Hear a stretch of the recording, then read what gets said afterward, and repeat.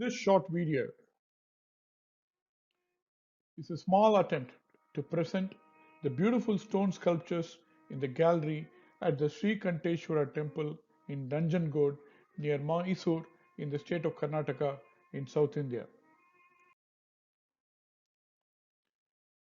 Located on the scenic banks of the Kabini or Kabila river, which is a tributary of the Kaveri, it dates back to over 1,000 years.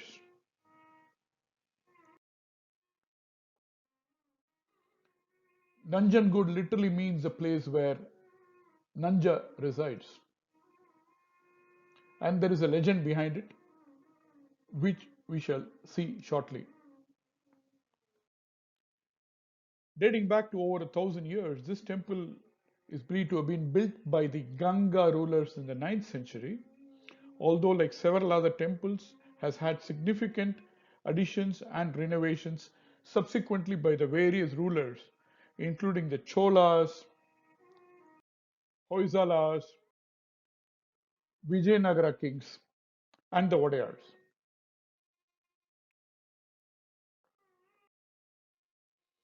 Although there are a lot of interesting historical nuggets and stories in this temple, like the emerald lingam presented by Tipu Sultan, giving it the name of Hakim Nanjunda, this presentation's main interest is in the beautiful stone sculptures lining the gallery in the corridor outside the sanctum sanctorum. Being a Shaivite temple, most of these sculptures are related to the legends recounted in Shaiva worship. We will see some of them in detail, and needless to see, most of them are deeply allegorical with profound insights into questions of life and death, woven into tales of righteousness, dharma, courage, wisdom, and love.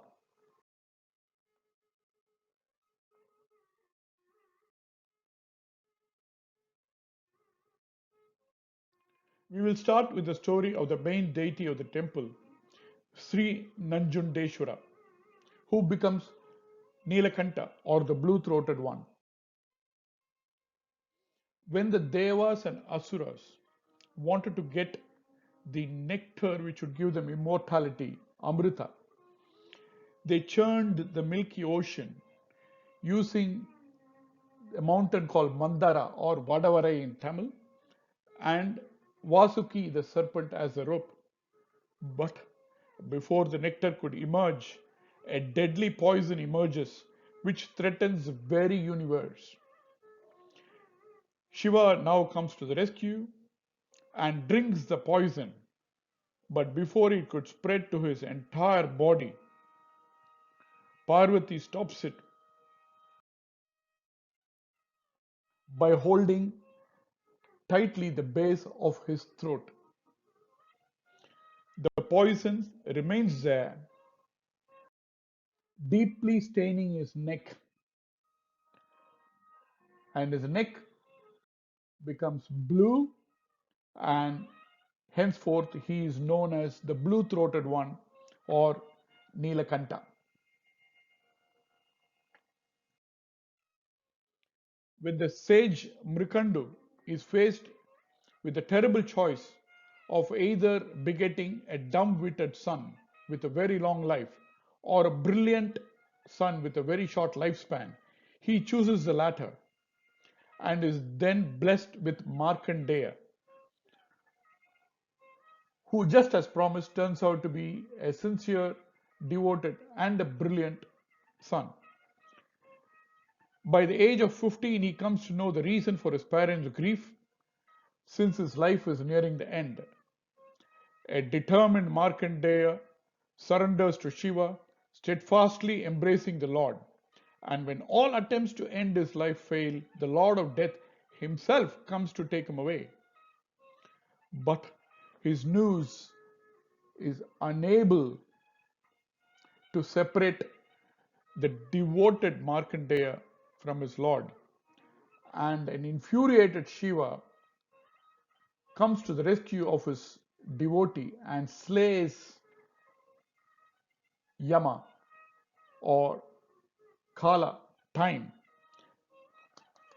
Of course, Kala is brought back to life after this. What is beautifully marked out here is the news which cannot get in between Markandeya and his Lord, and Shiva slaying time itself.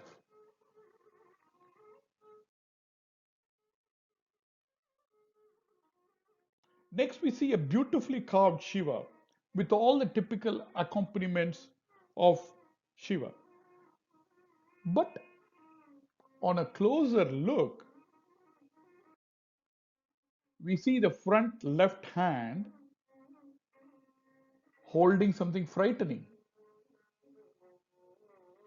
a dismembered head. This is the fifth head of Brahma, cut off by Shiva.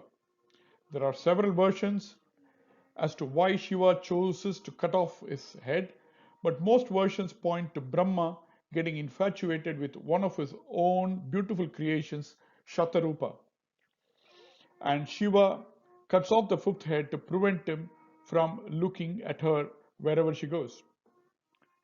But nobody can kill somebody and not get punished for it, and even the Lord has to suffer for it. And suffer he does. The Brahmachirachedana gets cursed for killing Brahma and has to spend his time roaming the forest. He takes several forms, Bhikshadana, the mendicant who roams the forest naked, with all the wives of the sages running behind him. But even in this, the Lord accomplishes all his objectives, and one of them being to teach a lesson to the sages not to forget their duty. Also, as Kankalamurthy, one of the Bhairava forms, who represents the all consuming destructive element of Shiva, who will destroy and reduce all creations into himself, only to restart it all again.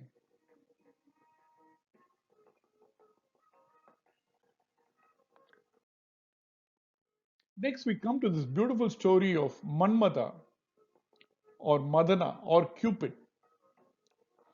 One of the stories involves him trying his love inducing prowess on the Lord himself, only to find himself being burnt by Shiva's third eye. An event recounted and depicted in numerous songs, sculptures, and paintings. The strikingly calm pose of the Lord while preparing to burn him down. The beautiful depiction of Kama on his vahana, the Swan, with this bow made of sugarcane, and his lotus arrow are all visual delights. Kama is said to have 5 flower arrows: the white lotus, Ashoka, the mango flower, jasmine, and the blue lotus. These are also depictions of the 5 effects he has, namely Unmada, Rodhana or Tapana, Soshana, Sammohana, and Stambhana.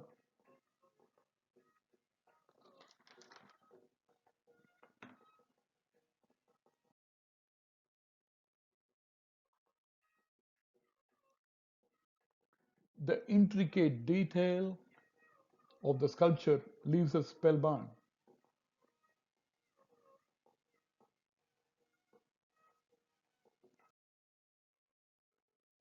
The only form of Shiva which appears black in color. This shows Shiva along with Parvati as a hunter couple in the forest where Arjuna is in deep penance for getting the Lord's blessing. Threatened by a wild boar, Arjuna slays it with an arrow, only to find that the hunter has also fired an arrow at the pig at the same time. A bitter fight ensues, which Arjuna loses, only to realize at the end that the hunter is no one except the Lord, and he falls at his feet. At this point, Shiva reveals his true form and presents him the formidable Pashupatastra. This legend is recounted several times, and a whole epic, the Kiratarjuniyam, is based on this.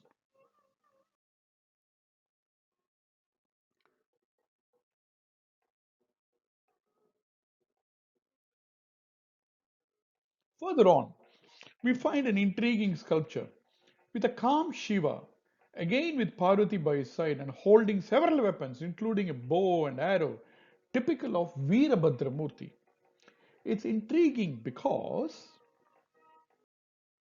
most depictions of Veerabhadra is fierce and is in extreme Rudra form, because this is the form sent by the Lord to slay Daksha and destroy his yaga as a punishment for insulting Dakshayani. But the mystery is soon solved. When we look at the figure next to Veerabhadra, this is Daksha after repenting, and the Lord restores his life except with the head of a goat, and we see a calm Veerabhadra. This spectacular form is a particular favorite of mine. Seemingly symmetrical at a casual glance, it embodies one of the greatest concepts in our understanding of the male and the female, a concept found in other ancient civilizations too. Shiva and Shakti as two halves of one is an enduringly liberating idea, one that questions our many notions and stereotypes. A closer look at the sculpture reveals every aspect from the crown all the way to the feet, different between the left and the right, and yet it is so beautifully singular. This is the Ardhanarishwara, or one part male and one part female.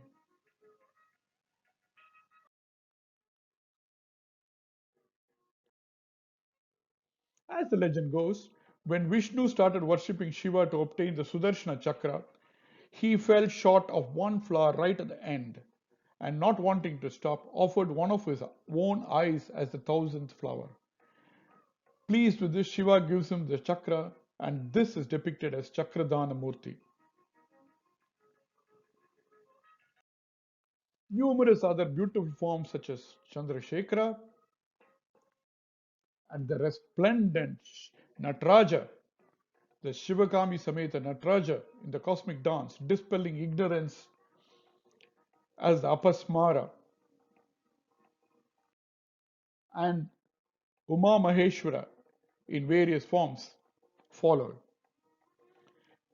In a classical example of a nindastuthi, that is, scolding the Lord in an affectionate manner, is the story of Tirujnana Sambandar, who was once waylaid by dacoits.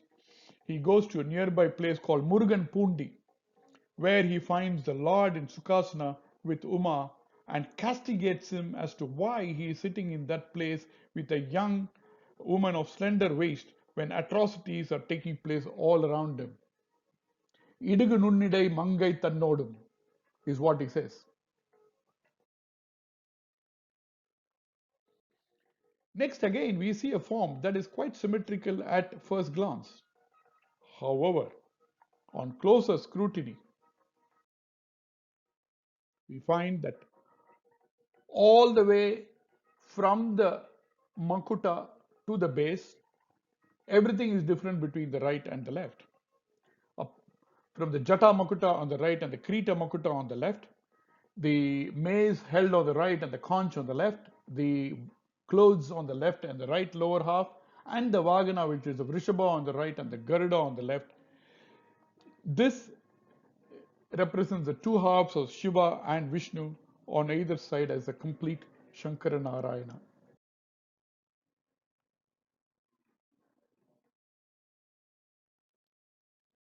The ultimately stylized form of this is the Ekapada, the one-footed one, where all the forms merge into the singular.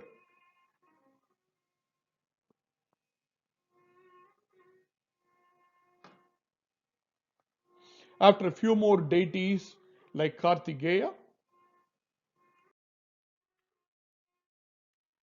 we finish with the divine wedding where the Lord marries the daughter of the mountain king Malaya Dwaja as the Girija Kalyana Murthy.